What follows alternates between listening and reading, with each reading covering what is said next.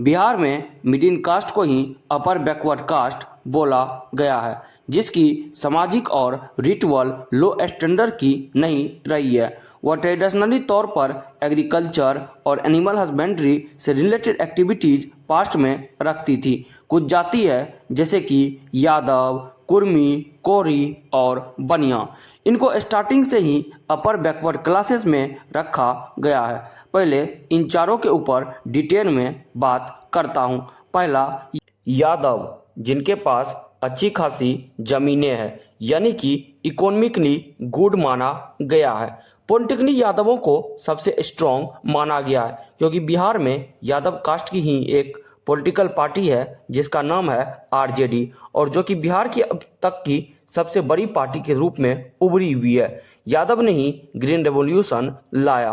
Population अच्छी खासी hold करते हैं। गवर्नमेंट जॉब में भी इनका रिप्रेजेंटेशन है, लेकिन बेहद ही कम है। वैसे यादव की पॉपुलेशन बिहार में 14% है, लेकिन ज़मीनें 7.4%, ऑलमोस्ट 8% के हिसाब से गवर्नमेंट डेटा के अनुसार। दूसरा नंबर पर बात करूंगा बनिया की। यह एक बिजनेस क्लास फैमिली है। इनकी इनकम अच्छी खासी होती है, लेकिन गवर्नमेंट जॉब में उतना भी रिप्रेजेंटेशन नहीं है, या फिर कह सकते हो जानबूझकर ये गवर्नमेंट जॉब को प्रीफर नहीं करते हैं। ज़मीनें इनके पास न के बराबर है। पॉलिटिकली स्ट्रांग नहीं माने जाते हैं। कुर्मी और कौरी, ये भी कास्ट है जो पॉलिटिकली अच्छी है, लेकिन कभी भी इनके कास्ट के नेता ने अपने बलबूते पर सरकार नहीं बनाई है। इकोनॉमिकली कुछ प्लेस पर गुड है, बट सम प्लेस पर बैड है।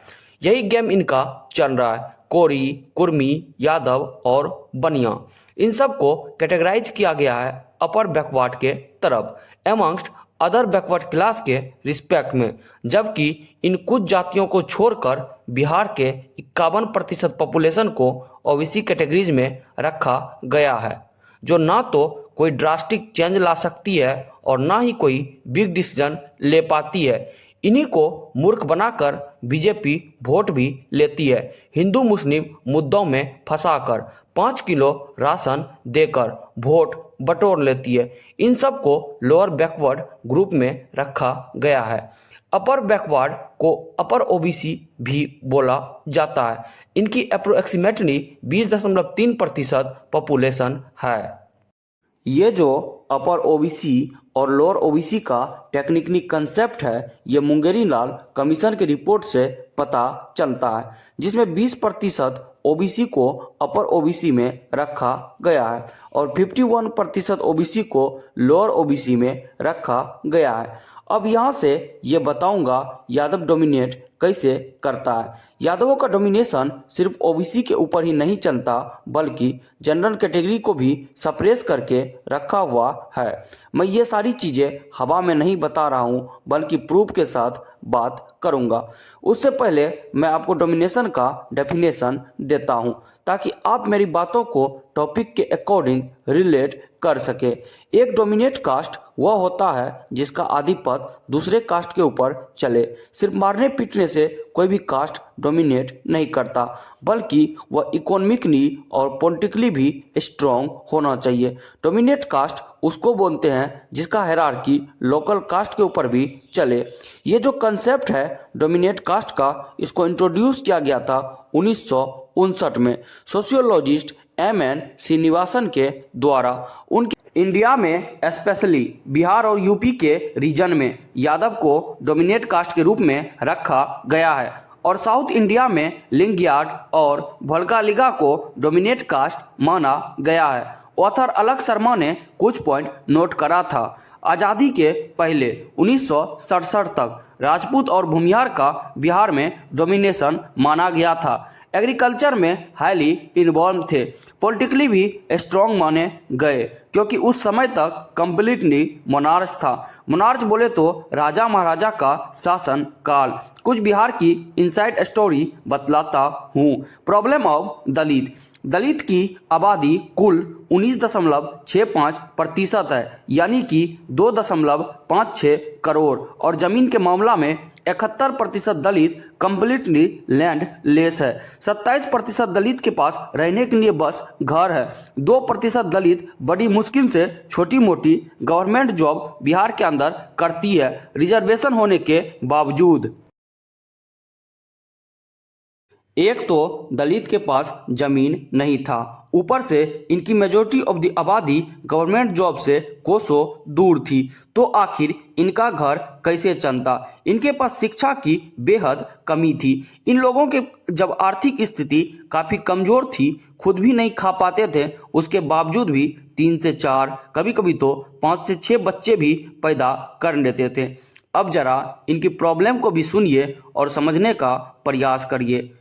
लोग कहते हैं दलित चंद दाल आटा चावल में बिक जाते हैं, तो आप सोच के देखिए इनके बच्चे खाएंगे क्या। सबसे पहले तो सवाल यही उठता है ना, अब वोट बेसिक नीड से किसी के लिए भी ऊपर तो नहीं हो सकता ना। जनरल कैटेगरी के कास्ट जैसे कि राजपूत, ब्राह्मण, भूमिहार, इनके पास अच्छी खासी जमीनें थी। कुछ इस तरह से 50 बीघा, 100 बीघा, कुछ मुट्ठी भर स्वर्ण ने दलितों का जीना दुश्वार कर रखा था। दलितों से अपने लैंड पर काम करवाते थे, उसके बदले में ठीक से वेजेज नहीं देते थे। ऊपर से ये लोग कभी फिक्स वेजेज नहीं रखते थे। दूसरी बात, इनके साथ भास्ट अनटचेबिलिटी का प्रैक्टिस भी करते थे, जिसमें कि पहला, इनके साथ जानवरों से भी बदतर सलूक किया जाता था। दूसरा, बस्ती से लेकर इनके कुएं तक अलग रखे गए। तीसरा, इन्हीं मुट्ठी भर स्वर्णों ने इन्हें जिंदगी भर मतलब पीढ़ी दर पीढ़ी गंदगी में रहने के लिए मजबूर कर दिया। चौथा, कभी ये लोग जातिगत गाली के बिना इनका संबोधन करते ही नहीं थे। पांचवा, अनटचेबिलिटी क्राइम को भी ये लोग कभी छोड़ते नहीं थे। जमींदारी प्रथा, मुट्ठी भर स्वर्ण कभी नहीं छोड़ते थे। जमींदारी प्रथा एक टैक्स था जो खेती करते समय दलित महिलाओं से वसूला जाता था। इसमें दलित महिलाओं का बलात्कार भी शामिल है। हद तो तब हो जाती है जब गर्भवती महिला तक को नहीं छोड़ा जाता है। यादव ने बिहार में ग्रीन रेवोल्यूशन लाया। ग्रीन रेवोल्यूशन मेनली हरित क्रांति होता है, एग्रीकल्चर को प्रमोट करना। 1980 के बाद से यादव ने बढ़ चढ़ कर खेती करना स्टार्ट कर दिया। यादव, कोरी और कुर्मी अपर ओबीसी कास्ट में आते थे। उनके पास अच्छी खासी जमीनें थी। खेती में उन्हें काफ़ी चीप लेबर की ज़रूरत बार बार पड़ती थी, जिसमें यादवों ने दलित को काम पर रखना स्टार्ट कर दिया एक फिक्स वेजेज के साथ। अपर बैकवर्ड क्लासेस ने कभी कोई भी जमींदारी प्रथा नहीं लगाई। इवन यादव ने ही जमींदारी प्रथा को एबोलिश करा। यादव के डोमिनेशन आने के बाद बिहार में 100 बोरी अनाज पर 3 बोरी लेबर दलित वर्कर को भी दे दिया जाता था खाने पीने के लिए, वह भी मुफ्त में। अब यहाँ से दलित के बच्चे सही से न्यूट्रिशन फूड इतना तो ले ही रहे थे कि उनके बच्चे मल न्यूट्रिशन से ना मारे जाए। मल न्यूट्रिशन का अर्थ होता है कुपोषण का शिकार। इससे पहले दलित के बच्चे कई तो गर्भ में मारे जाते थे, कुछ 7-8 साल के उम्र में, कुछ एजिंग प्रॉब्लम के वजह से। ये सारी चीज़ें इसलिए होती थी क्योंकि न्यूट्रिशन की कमी थी। उसके बाद स्वर्ण की डोमिनेंसी दलितों के ऊपर दिन रात कम होते जा रही थी। ऊपर से अनटचेबिलिटी भी काफ़ी कम हो जाती है, स्पेशली दलित वोमेन के साथ। स्वर्ण पूरी तरीक़ा से बौखला रहा था। 1987 के टाइम पर स्वर्ण अपना डोमिनेंसी अपर ओबीसी के ऊपर दिखाने की कोशिश करी ताकि ये दलितों की रक्षा करना बंद करे, उन्हें इस तरह के प्रिविलेज देना बंद करे, क्योंकि दलित वर्कर ने स्वर्ण के खेतों में जाना बंद कर दिया था ऑलमोस्ट। यूँ तो 1987 के टाइम पर पीठ पीछे स्वर्ण अपनी डोमिनेंसी दिखाने के लिए यादवों के ऊपर, कोरी और कुशवाहा के ऊपर बहुत कुछ बोलते थे, लेकिन गलती तो तब हो गई जब 1987 में छोटका चिचानी कांड कर दिया, जिसमें 2 यादव परिवार को राजपूत कास्ट के दबंगों ने जिंदा जला दिया। उसमें भी वह एमसीसी गैंग के मेंबर थे। उसके फैमिली पर पर्सनली अटैक हुआ था। उसके बाद यादव ने पोस्टर छपवाकर बोला 7 का जवाब 70 से देंगे, और 700 राजपूत को देखते ही देखते साफ कर दिया, वह भी उन्हीं के जाति के सरकार में जिसका नाम था बिंदेश्वरी दुबे। स्वर्ण ने यहाँ पर कोशिश करी अपनी डोमिनेंसी दिखाने की। जबकि यादव ने स्वर्ण को मारकर उल्टा अपनी ही डोमिनेंसी साबित कर दी। 1990 में एक स्लोगन आया था, भूरा बाल साफ करो। यह कोई एक ऐसा पहला नेता था जिसने इस तरह की बातें करी थी। दलित को ग्रीन रेवोल्यूशन ने बहुत हद तक राहत दिया और भूरा बाल साफ सुनने के बाद तो दलितों ने दबाकर आरजेडी को वोट करी। फिर अनटचेबिलिटी कम होते चली गई। गरीब, शोषित, पीड़ित लोगों के लिए सरकार ने जमकर काम किया। लालू यादव के राज में अत्याचार कम नहीं बल्कि दलित यूथ के साथ मिलकर अत्याचार और बढ़ा। अत्याचार का बदला अत्याचार से लिया गया।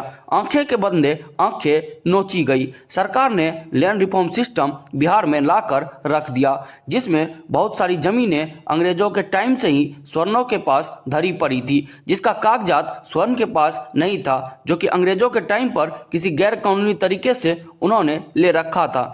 उसको सरकार ने सबसे पहले लैंड रिफॉर्म लगाकर कैप्चर किया, फिर शोषित पीड़ित दलितों को बांट दी, जिसमें से 71% दलित जो कंप्लीटली लैंडलेस थे, उनमें से 10% दलित को लैंड मिल पाया। स्वर्ण के इलाकों में दलितों को जबरदस्ती घुसा दिया गया। नीचे नहीं बैठना है, थाने से लेकर स्वर्ण के घर तक, ये बात लालू यादव के टाइम से ही स्टार्ट हुआ। 1987 से लेकर 2024 तक बिहार को यादव ने पूरी तरीका से डोमिनेट करा। लालू यादव ने तो स्वर्णों से मार के उसके सरनेम तक को छीन लिया था। धमकी, गुंडागर्दी, गोली मारी सब चरम पर था। अत्याचार को यादवों ने अत्याचार करके ही समाप्त करा। आज के समय में स्वर्ण लोग जो हैं बहुत ही भोले भाले और संत बनने की कोशिश कर रहे हैं बिहार में, जो कि अपने पास्ट में अपने पूर्वजों के कर्मों को भूलकर। दोस्तों, आज के इस वीडियो में इतना ही। जय श्री कृष्णा। वीडियो को ढेर सारा प्यार दीजिए, लाइक दीजिए, सब्सक्राइब करिए ताकि मुझे मोटिवेशन मिले तो मैं और इस तरह के अच्छे कंटेंट आप